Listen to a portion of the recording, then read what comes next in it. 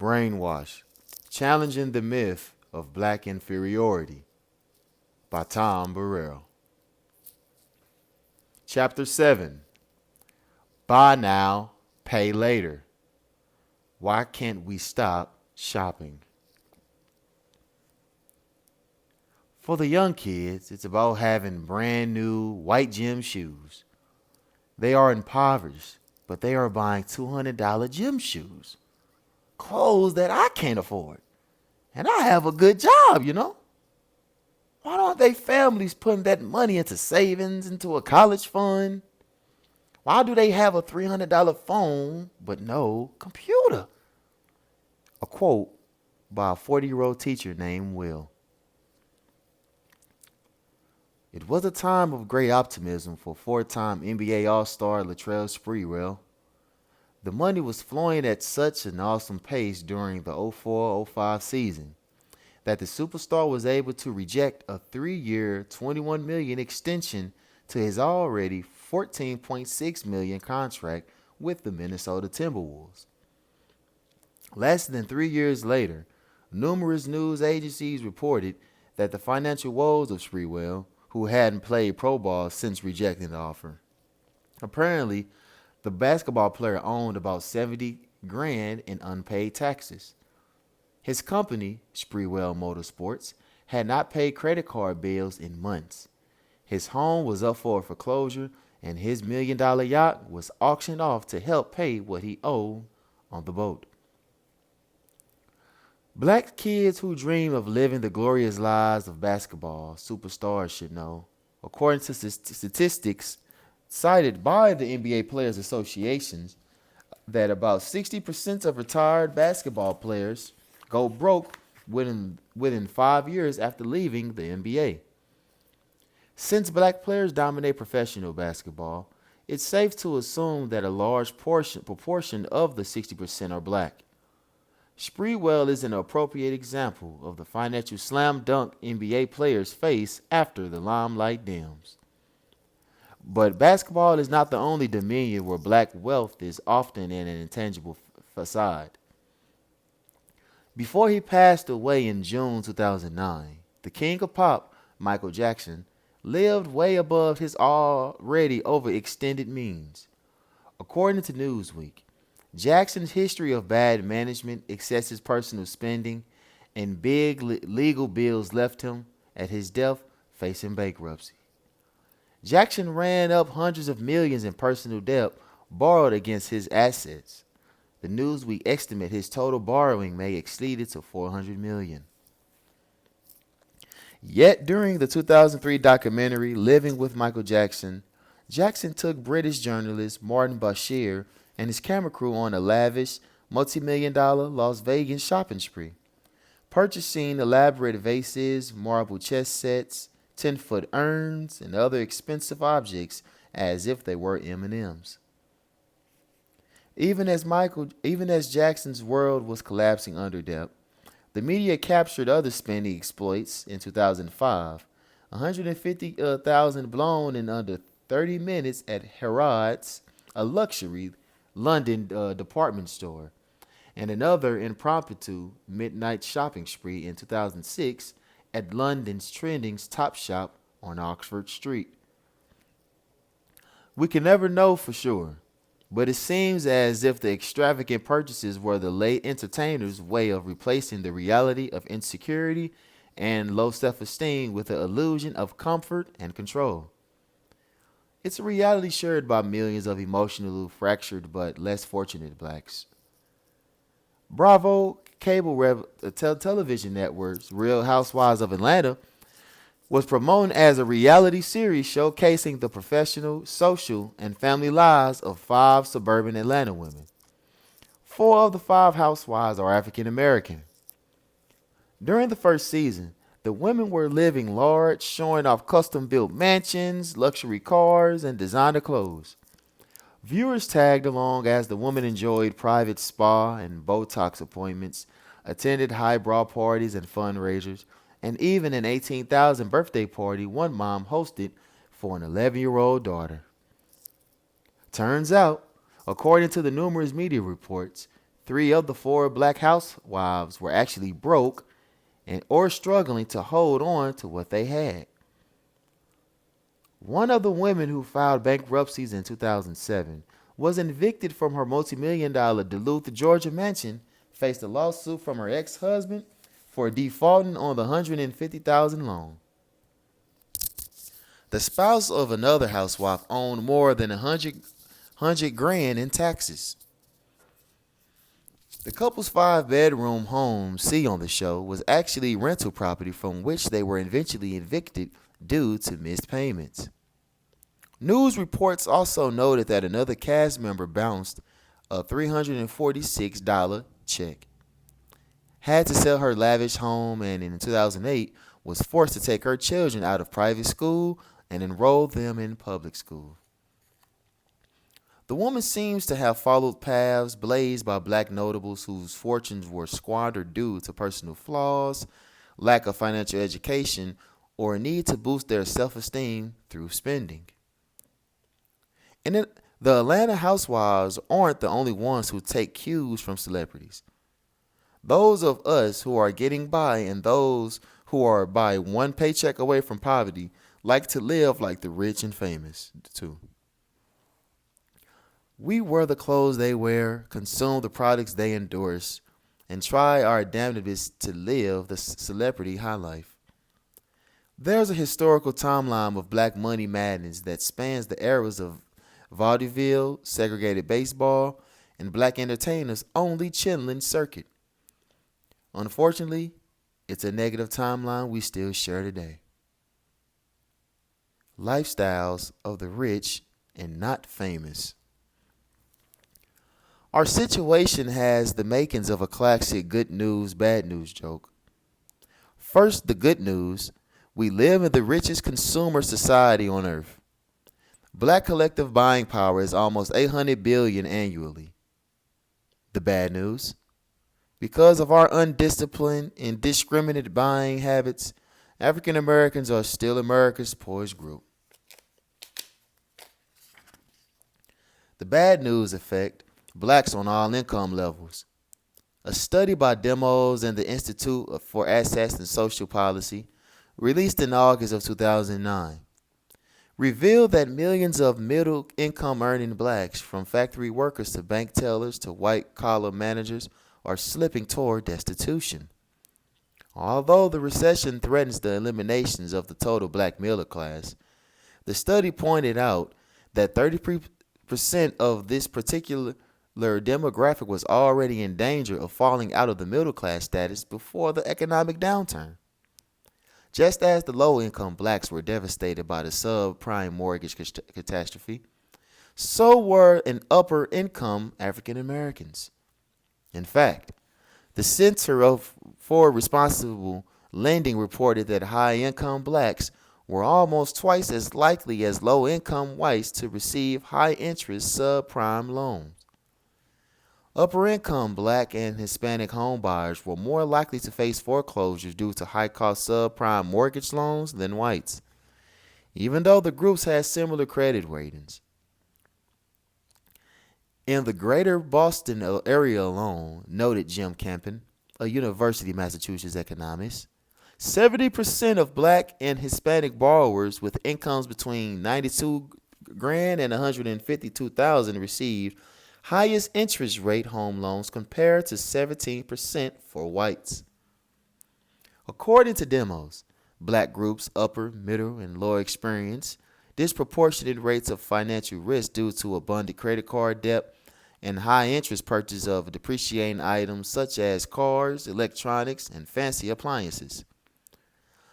Low-income blacks, however, are the dominant supporters of the multi-billion-dollar payday loan and rent-to-own entities that can charge triple-digit interest rates and rent merchandise at sometimes more than 200% above the manufacturer's suggested retail price.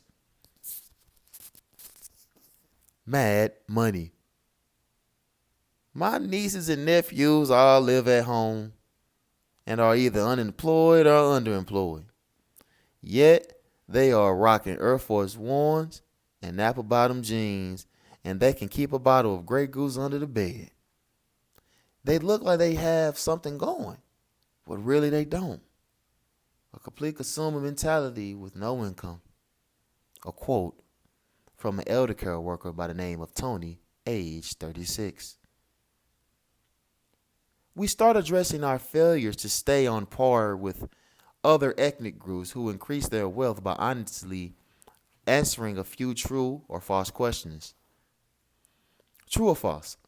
Blacks often purchase because it makes them feel better. True or false? Blacks purchase high priced liquor, designer clothes, and fancy cars simply because these items represent the best. True or false? Blacks place more value on what's in the garage or closet than what's in their bank accounts or stock portfolios. True or false?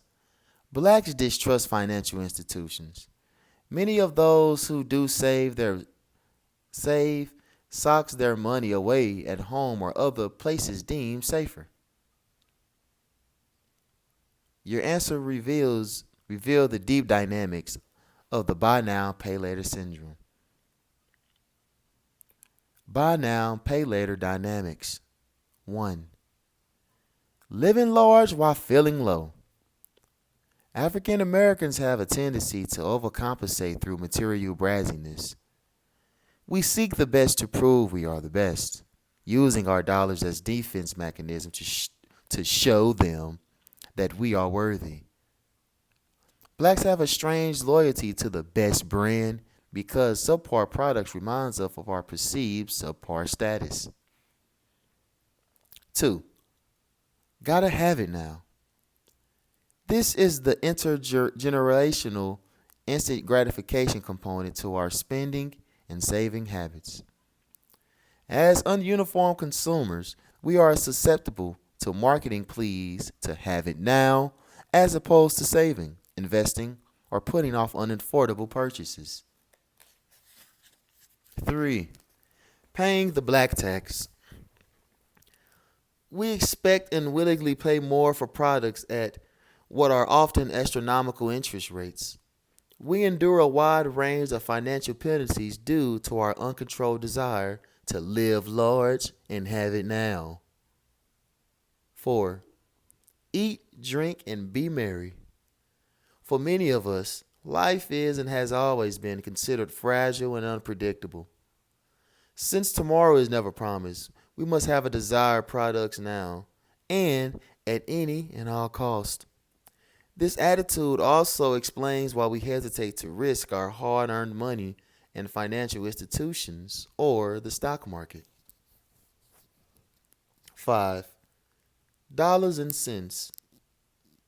Blacks have been systematically excluded, and we've excluded ourselves from learning the economic ABCs of American life.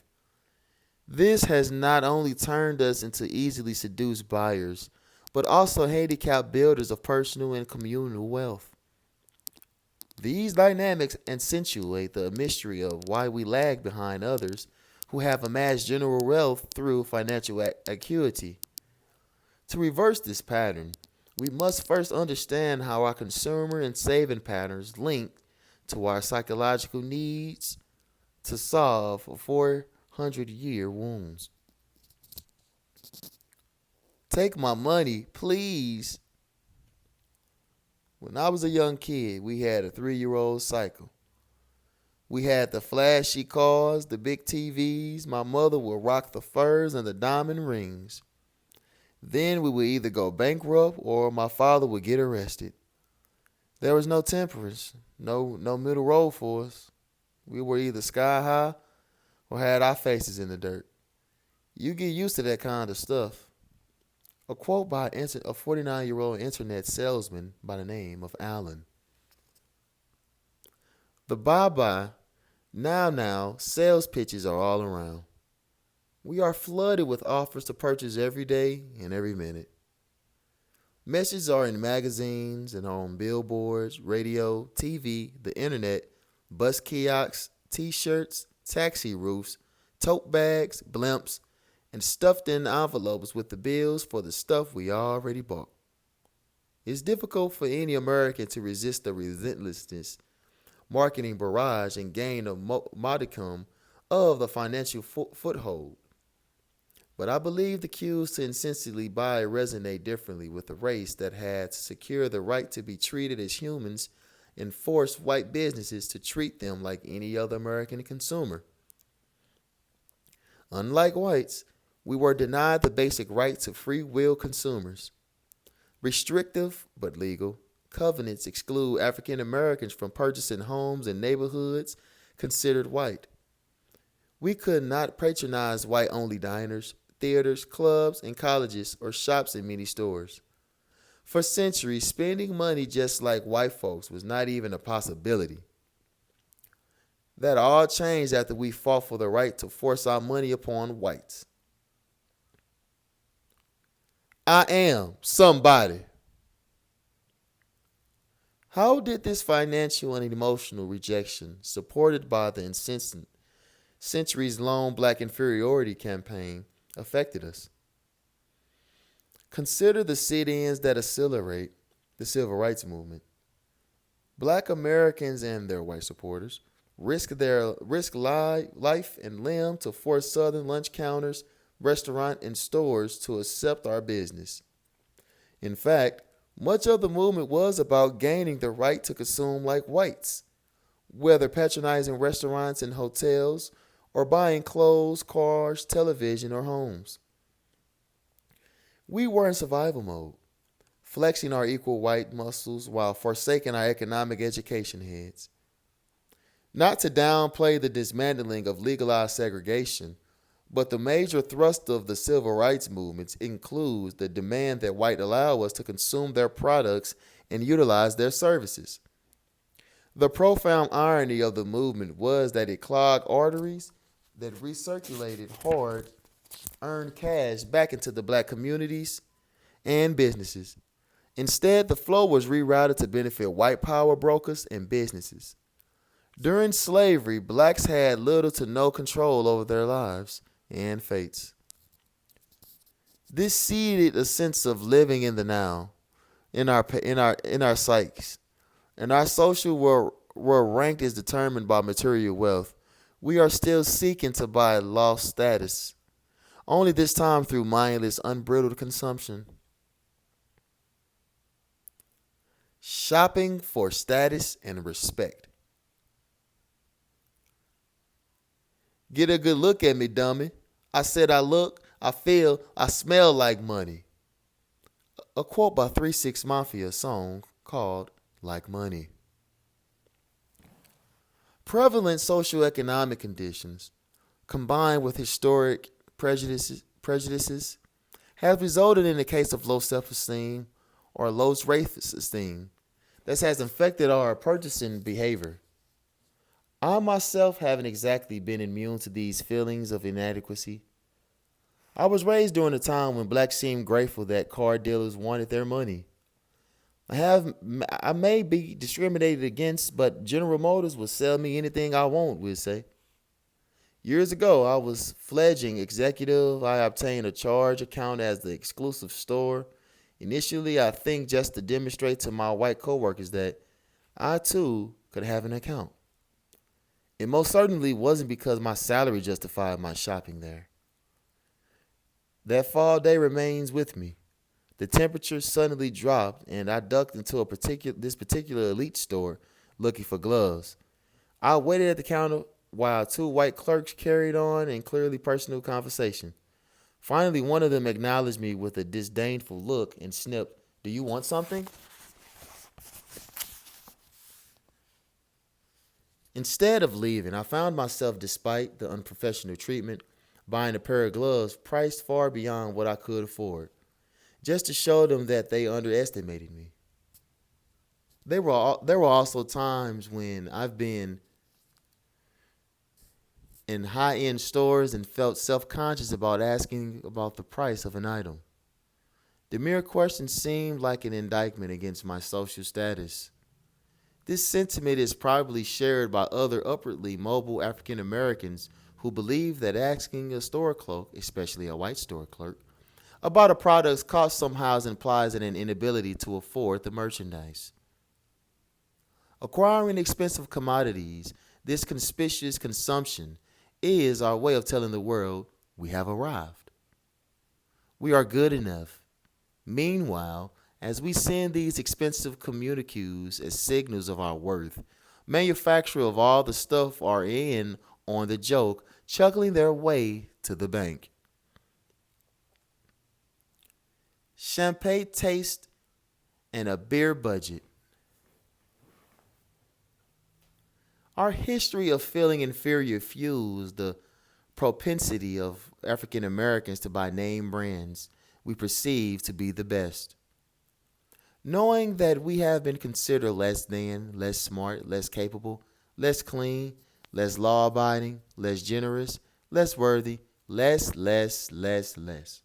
spawned a reflexive need to demonstrate that we are equally, if not more, worthy. The 2005 Yankovic Monitor Multicultural Marketing Study, in collaboration with Burrell Communications, revealed that brand choice is far more an emotional decision for blacks in terms of what it says about us than it is for whites. African Americans in this study agree with the following statements. 1. The brand you buy tells a lot about the type of person you are. 47% of black versus 35% other. Point 2. I like to buy brands that make me feel I've made it. 46% black and 30% other. Point 3. Brands give me a level of emotional satisfaction. 67% black versus 43% other. Everyone but us seems to be aware of our consumer clout and buying habits. During a July 2009 conversation on the Branding Strategy Insider blog, frequent contributor Mark Ritson discussed gender, age, and ethnic loyalty to luxury brands. I personally believe that the face of luxury, people who led that market are, for me, for the most part, African American. It would be a mistake to see, for an example, the hip hop community as being not consistent with luxury brands. If anyone has grasped the true meaning of heritage of luxury brands, it is that African American community. This emotional void drives the hip hop generation unsatiable hunger for blinger bling, shinier cars, pricier liquor, and premium price products. According to the 2008 study, Young Urban Consumers Market in the U.S., conducted by a report buyer and an online source for business news and trends, hip-hop artists set to trends for the $594 billion young urban consumer market. The brands that are spontaneously embraced and experience significant sales in this young demographic are those that appear to the genuine used by hip-hop artists and featured in their lyrics or videos. Young black fans paying ludicrously high prices for brand name items may be influenced by hip-hop artists, but in reality, they're continuing a trend established long before their births. Evolution of slave-based economics. It was in the slaveholders' best interest to keep slaves in such despair that they could concentrate only on servitude and survival. Deprived and beaten down emotionally, slaves had little left that inspired them to even imagine a future. For hundreds of years, survival was our sole focus. Slavery, oppression, vicious Jim Crow laws, and the government's failure to assure our rights and safety solidified and legitimized levels of extreme insecurity. Life's uncertainty and cruelty conditioned us to grab whatever pleasures we could, the best and quickest way possible. Harvesting hopelessness. Under the post-emancipation sharecropping system, whites deliberately saw to it that black farmers never got ahead. No matter how diligently they farmed, they fell deeper in debt to the landowner or storekeeper who supplied land, fertilizer, seed, mules, equipment, or whatever else was needed. Debt peonage replaced the chains of slavery. Whites still kept black sharecroppers impoverished and reliant on generally high interest commissionary credit advance against the following year's crop. It's important to remember that this system too became an integral part of promoting the next brainwashing campaign.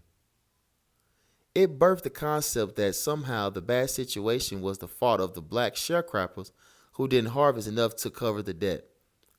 Thus, the lender was able to cast him as the good guy who helped the black family survive rough times. Migration miseries. During the Great Migration between 1910 and 1970, more than 6 million black men, women, and children flooded the northern urban cities of America. The promise of a better education and job opportunities up north outweighed the realities of brutal racism. While many blacks receive educational and job opportunities in meat packing, steel, automobile, and other industrial and unionized industries, they also encountered a system of northern racial oppression that was equally damaging to their well-being.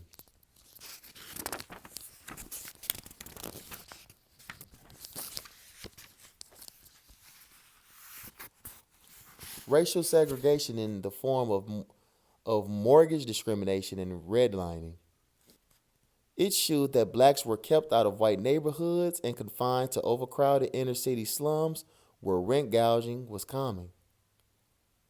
Whites were able to buy homes thanks to the federal government initiatives, such as the 1934 National Housing Act, that measures which helped kick off the post-war suburban housing boom severely limited lending in African American neighborhoods. Styling and profiling. I didn't pay my student loans for the longest times. I bought a BMW, rented a penthouse with a jacuzzi, bought out the bar for strangers. I needed to look like a big shot. Like, hey, I made it. A quote from the internet, a 49-year-old internet sales by the name of Allen. For generations, we've been engaged in an effort to regain a sense of somebody's through our material possessions and way we dress. The slave-owning family dressed nicely when they went to church or greeted guests or attended functions. The fine attire of whites contrasts sharply with the worn apparel of most slaves. The way we dress became a source of tension between the lowly field servant and the often respectably clothed house servant. After bondage was no longer legal, the stigma of second-class lowliness shadowed blacks as they migrated north. Be it in Memphis or Harlem on Friday or Saturday nights, blacks adore the best to feel like the best. The joint or neighborhood drinking establishments was the place where common laborers could get a quick shot of status. Once they hit the joint, blacks were able to mingle and be somebody. The mad money dynamic and all this esteem-based spending was the blacks not only spend disproportionately to look sharp, they often blow a days of week paying and showing off, buying drinks, or participating in other costly nightlife sprees. The non-club hopping crowd gained equal satisfactions on Sunday mornings. The one good suit, the fancy dresses, and elaborate hats worn to church contradicted the sense of lowliness the weekly uniform or daily work clothes represented. For the black generations until the 1960s, said Gallo, creator of the 2000 Smithsonian exhibit on African Americans' faith, the way we dressed for service was our way of honoring the church and satisfying our hunger for beauty and for self-respect. During my high school years, I worked all kinds of jobs to raise enough money to buy Brooks Brothers suits. For me, a couple of my buddies, it wasn't education or religion that kept us coming to church or school. It was all about showing up sharp. The exceptions to the rule. The opportunity to earn $1 in a factory just now is worth more than the opportunity to spend $1 in an opera house. A quote by Booker T. Washington. Although educator Booker T. Washington was criticized for urging blacks to amass social capital through education and manual labor only, he was still among the pioneers of the Do for Self economic responsibility movement. The founder of the Universal Negro Improvement Association, the UNIA, Marcus Mosiah Garvey, took the message to an unprecedented level. In the 1920s, Garvey's focused on teaching blacks how to own and operate their own factories, grocery stores, restaurants, publishing houses, and international shipping companies. For those who lived in what was known as the capital of black economic independence, Tulsa, Oklahoma, particularly the affluent black Greenwood area, economic independence was a way of life. Before a deadly race riot decimated Greenwood in 1921, the region hosted 28 black townships, more than 40 black municipalities, and a host of independently owned and operated businesses. After Elijah Muhammad became the leader of the Nation of Islam in 1934, he centered the organization's missions on self-determination, racial separation, cultural pride, and economic independence.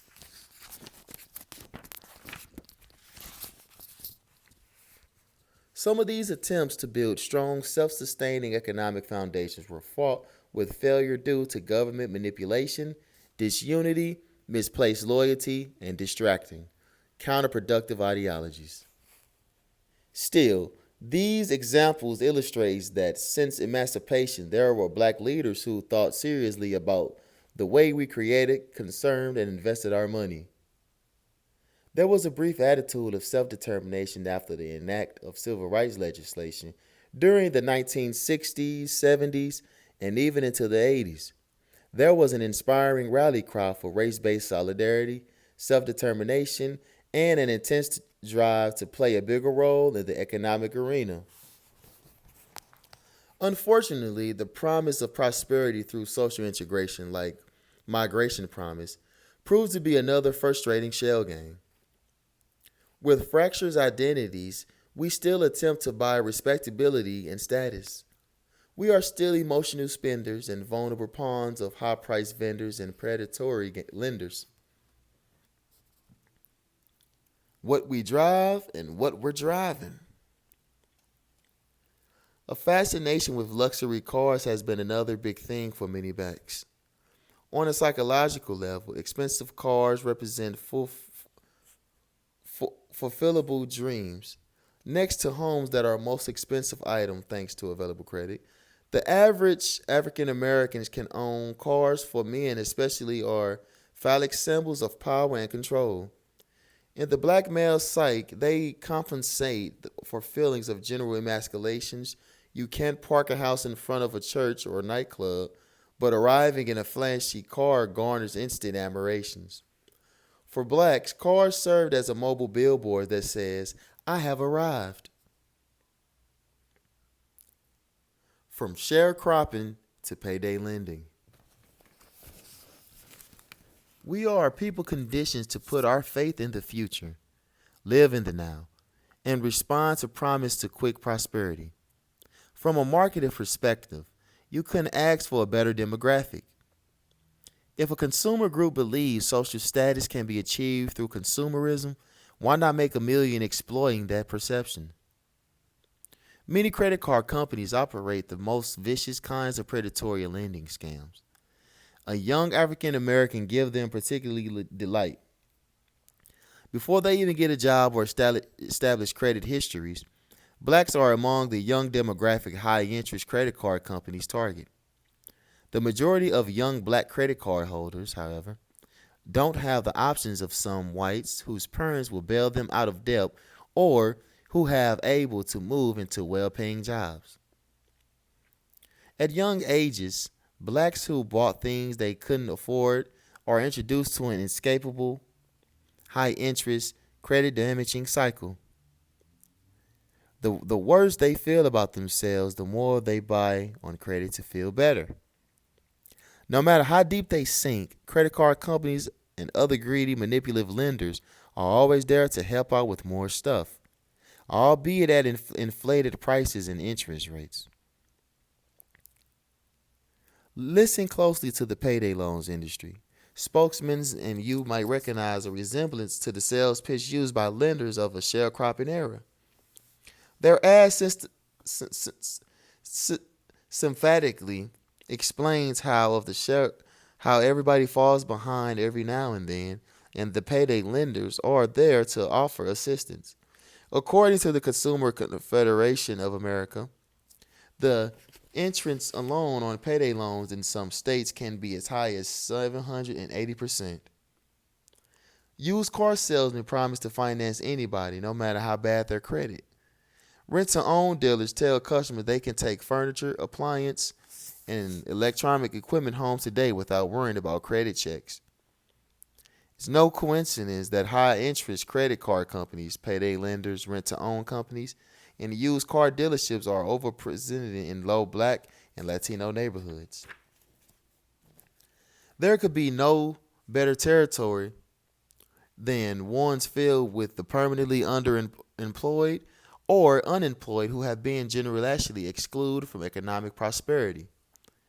Like the land-downing lenders of old, today's pitchmen swear they're helping these risky consumers reestablish good credit. What they fail to disclose is how they grossly inflate prices and demand interest rates so jacked up that uninformed, cash-strapped consumers wind up further damaging their already damaged credit. Payday lenders lending customers are allowed to take out additional loans to cover defaults. Risky car buyers can always get another ride, and rent-to-own defaulters are courted by even sleazier competition. The mentally conditioned can still get their immediate stuff even after repossession, as long as they're willing to pay the black tax, higher prices at a much higher interest rates.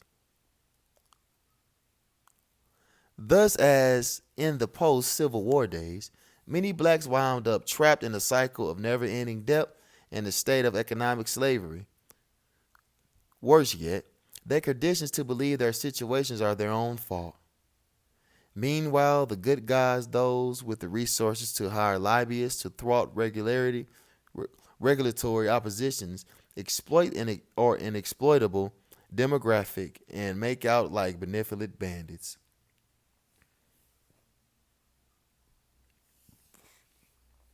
We gotta have it. Even with less disposable income, we led the general populations in satisfying immediate desires. According to the Selig Center for Economic Growth, blacks allocate a disproportionate share of their spending to telephone service, apparel, television, radio, sound equipment, and personal care products and services. Our spending habits are closely tracked by marketers of everything from Amco to Zybart. In 2003, we spent about 6.5 billion dollars on personal items and services, 131 billion dollars on housing, 56 billion dollars on food, 33 billion dollars on motor vehicles, and 23 billion dollars on clothing, according to Target Market News. Yet the amount we spend on what goes in our hair or on our bodies is far greater than what we spend on what goes in our heads or into our bank accounts. We spend almost 120 billion dollars on hair care products, cars, clothes, and food, and only about 40.5 billion dollars on healthcare, insurance, education, and books. Faced with such glaring imbalances in our spending priorities, perhaps it makes more sense to put a little less into a do and a lot more into education and earning a college diploma that will allow us to be more competitive in the 21st century.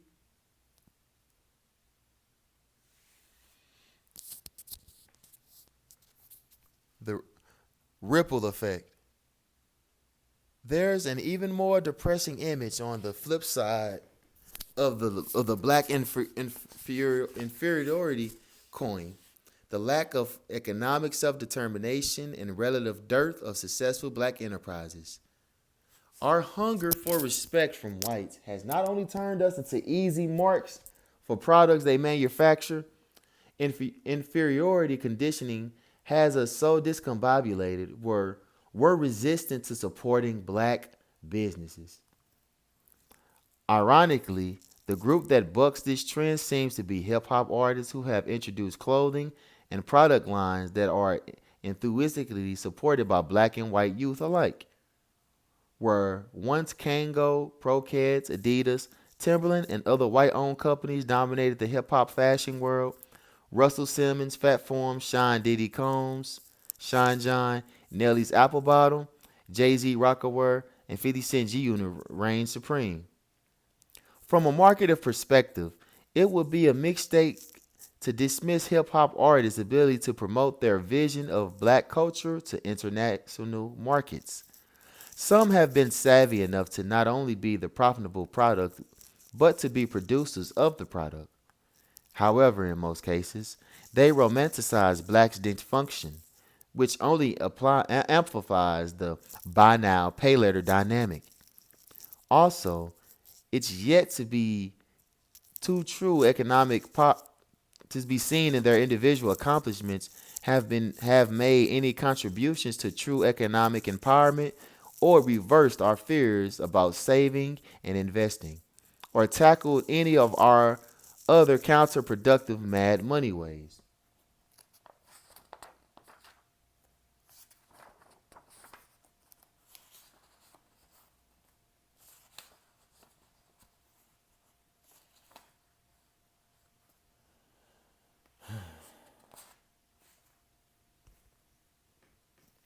Matter of trust. The present economic crisis, especially the drastic rate of unemployment, further reminds us that no matter what our other circumstances are, they can get worse.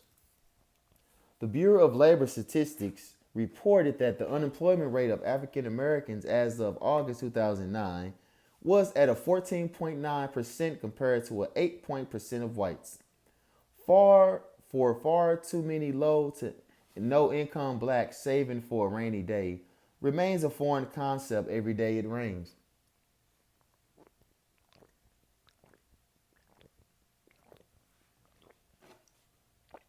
We must also consider that our reluctance to invest, save, or prepare for financial downturns stem in part from portrayals by insurance companies and other financial institutions. I recall neighbors who were denied insurance benefits after the death of the policyholders who paid weekly premiums for years. The experience, sadly, was all too common for blacks back then. In 2002, the life insurance company in Georgia agrees to pay $55 million to settle allegations that it charged blacks higher premiums than it did whites for life insurance policies for more than 30 years. John Hancock Life Insurance Company in 2009 agreed to settle a class action suit for a reported of $24.4 million. That lawsuit alleged that prior to 1959, the company routinely sold lower grade policies to African Americans while it offered full range policies to whites. Additionally, we were confronted with inequities in financial services. Anecdotes abound of blacks who failed to read teeny tiny fine print on credit contracts or didn't understand complicated payout formulas when they invested with financial institutions. Distrust fueled by exaggerated and repeated accounts of negative experiences at the hands of these institutions are what keep many of us from even educating ourselves about the benefits of investing and savings. Thus, we effectively deny ourselves that needed parachute in case of sudden financial instability or disaster. In short, most of us have been brainwashed to believe that preparing for the worst, saving, investing, or building wealth are luxuries for white people only. linking the past and understanding the present.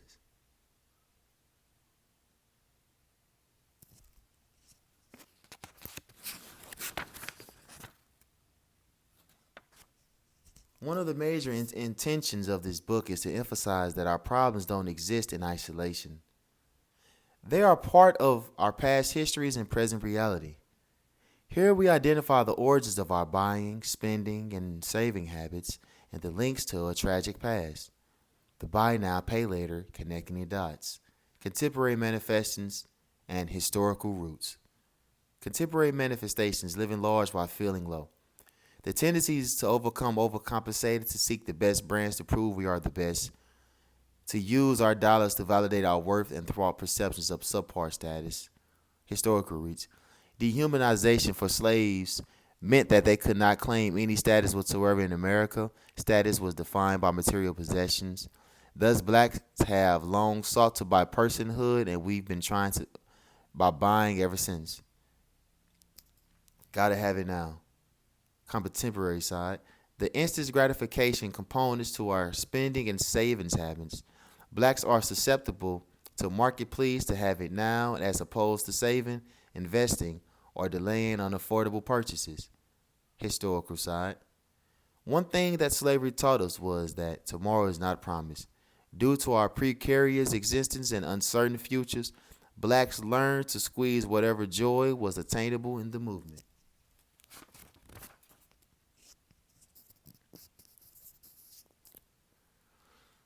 Mad money dynamics now and then. Education has always been key to self-improvement and financial stability. During and after slavery, we were denied education and opportunities to fully immerse ourselves in the culture of money, management, and growth. Because of the psychic deficit caused by a race-based self-esteem deficiency, we are sitting ducks for mass media versions of consumer education. Buy, buy, buy. Buy now, pay later. Just as well believe in the promise of freedom and the promise of equality, we also respond to commercial promises of self-worth through consumerism.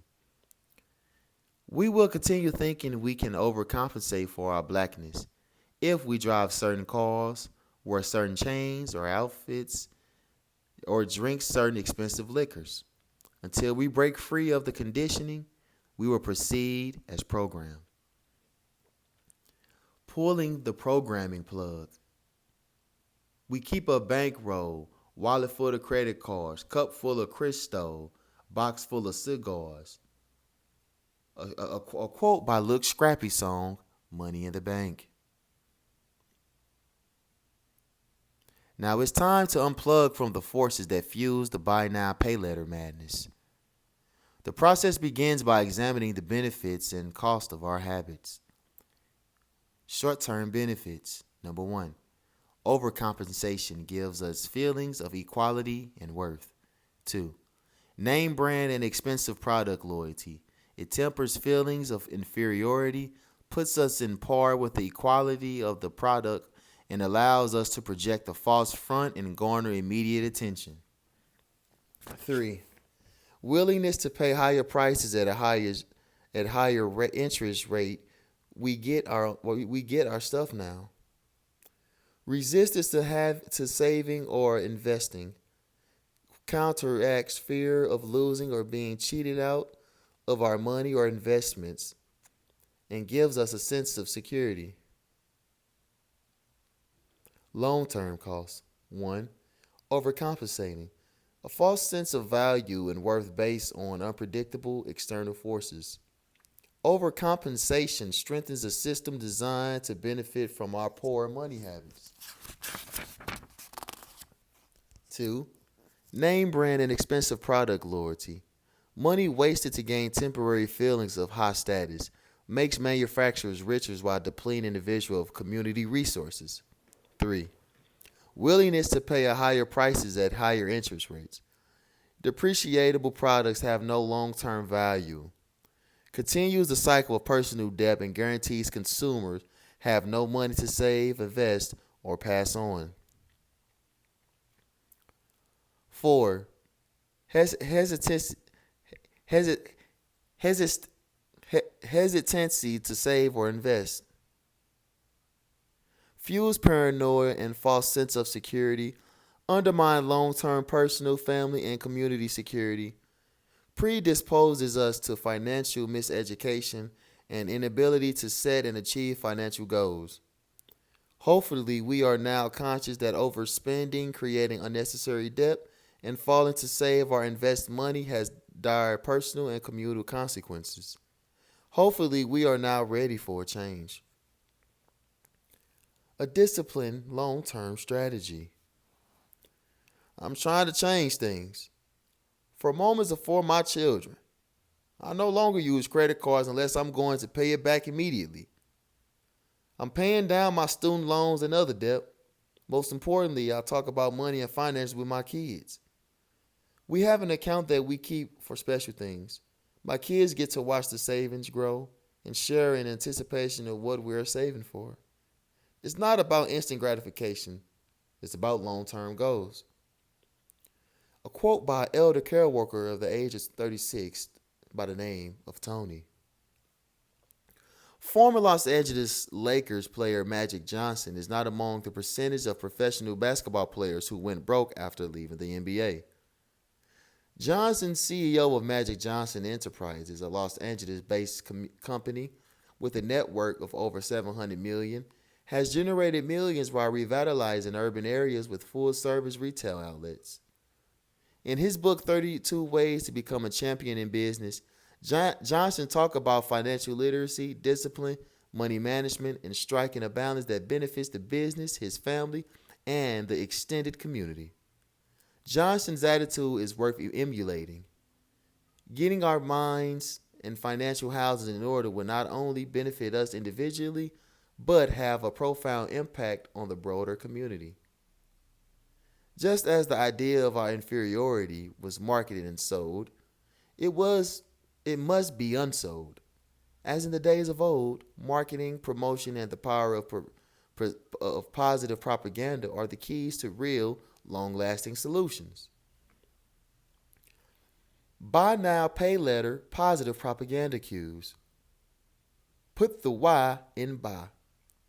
When you make a purchase, ask yourself, why am I buying this? Am I buying because I actually need it or because it makes me feel better?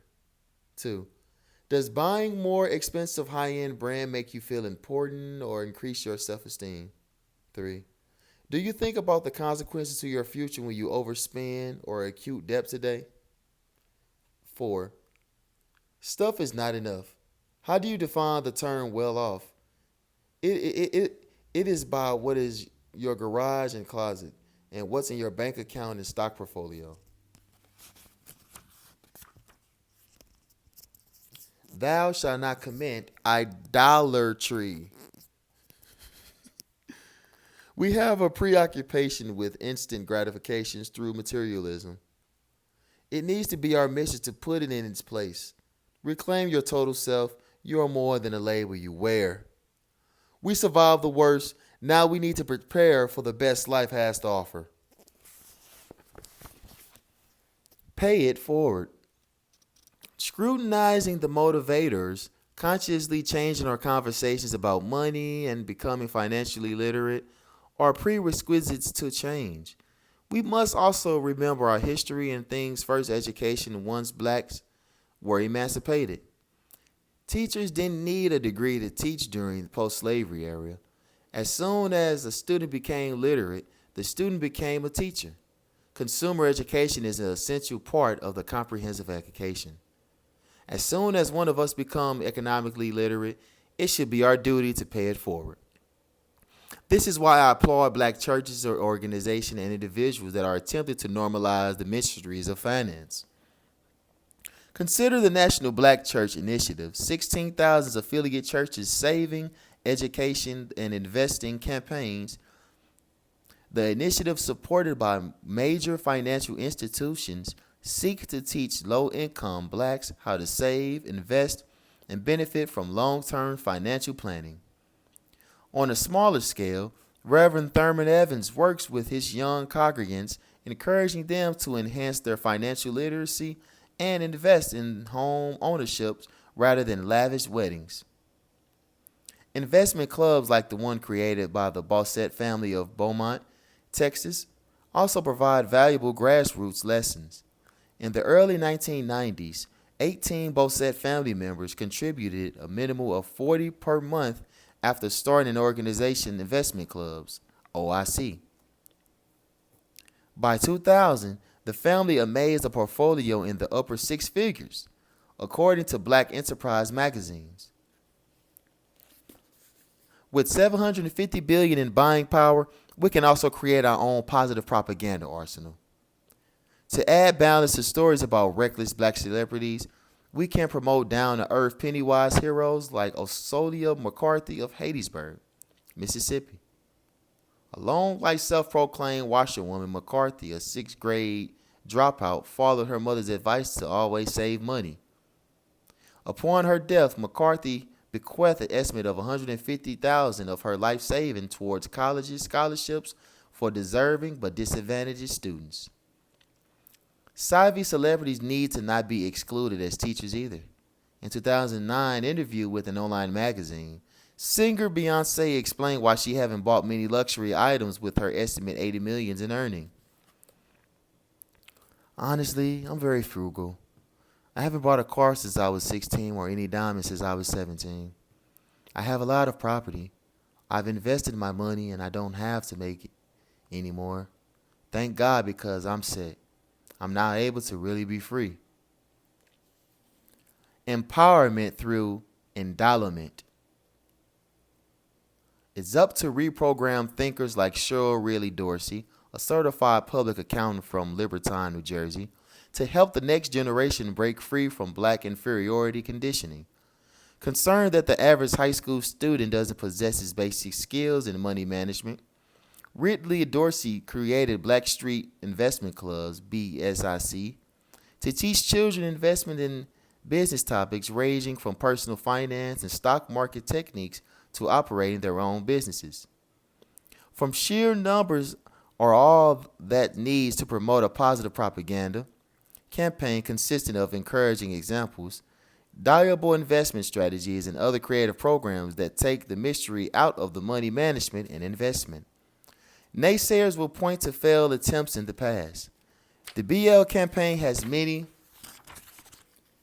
convinced that we are forever doomed to lives of financial inferiority. But this is a different time and a different era. We have more examples of success, more tech-savvy ways to help willing financial teachers teach. This movement will be fostered by individuals prepared to break free from the psychological grip of destruction via campaign.